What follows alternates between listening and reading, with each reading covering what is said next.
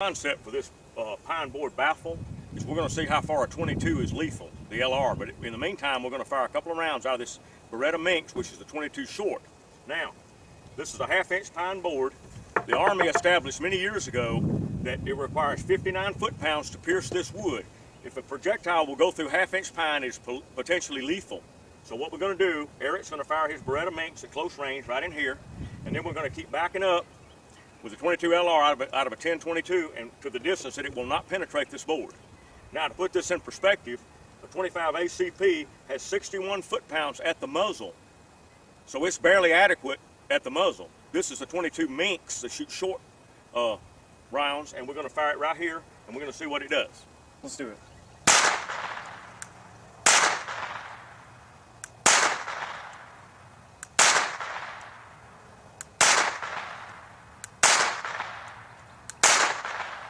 You know, everybody talks a lot of crap about a 22, but there we see the group I posted with the Minx, that a 22 short at that distance will definitely cause a lethal wound. I may circle this group and then back off to a little bit further distance and see what it'll do.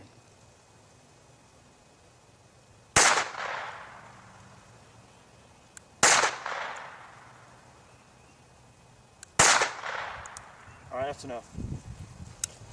Now here we see that while the 22 short from the Minx wasn't incredibly accurate at 15 yards, the rounds did penetrate the pine baffle at 30 feet. And of course you see a nice tight cluster at 9 feet. From the standpoint of what that gun is designed to do, it is an ideal defensive pistol at close range. You shoot somebody in a vital area, they're going to have a very bad day. We're going to move on now to the 22 LR.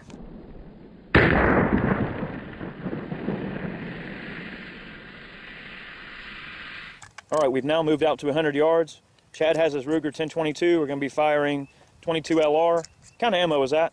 It's a SK, high velocity. High velocity SK, and that's a lead bullet, not jacketed. Pine baffle at 100 yards. That's about 2 inches low from the first two.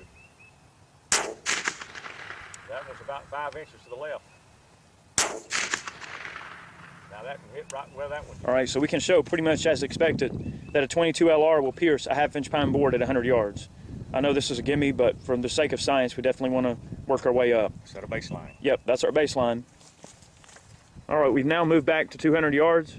Same load, same rifle, same shooter, and we're going to try 22 LR on the 1/4 inch, 1/2 inch pine board, 200 yards.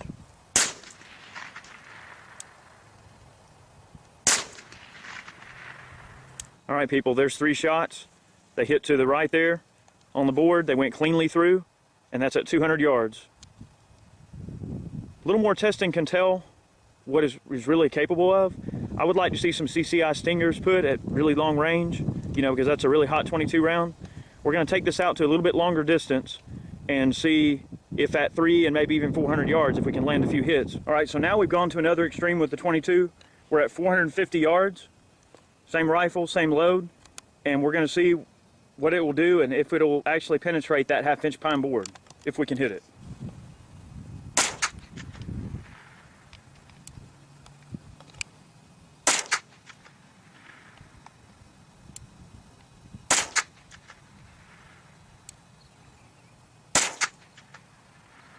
That hit about a foot low, Chad. Yeah, that's it.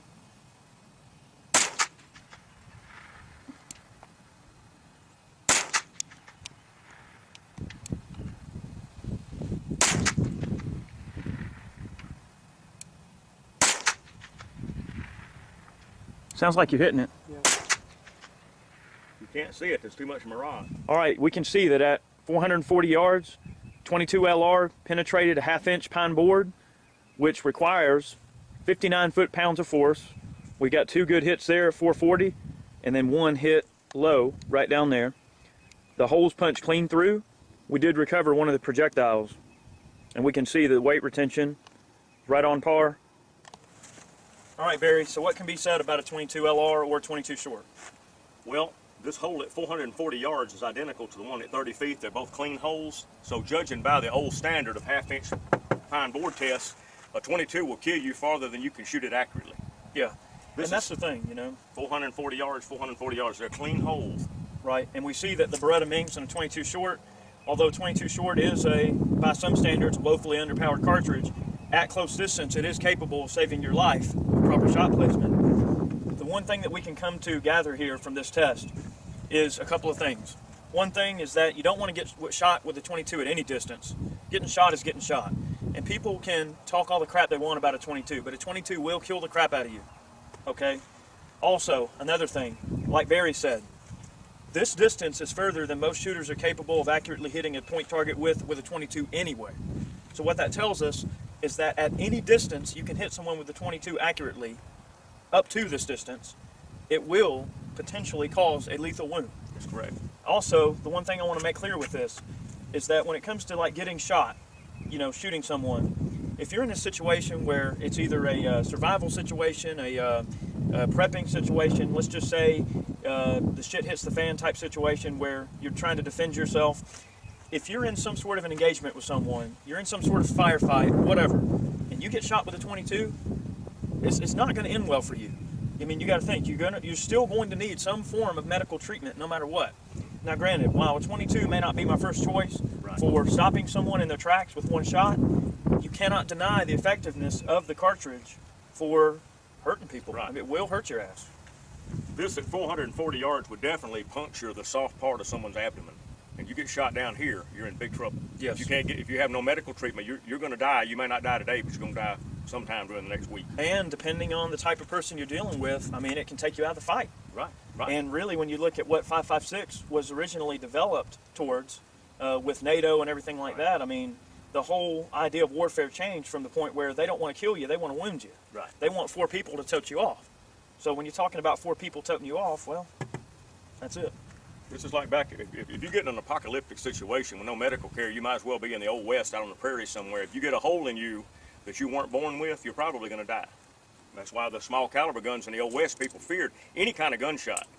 You just die of infection or whatever. I mean, people died of knife cuts back then, Oh, puncture yeah, wounds. yeah. I mean, even just an everyday accident Right, type right. puncture wound will kill you. But a 22 is definitely not a toy. Definitely not. In fact, it's an invaluable survival tool, and everybody should have a 22 rifle. You must have a 22 rifle.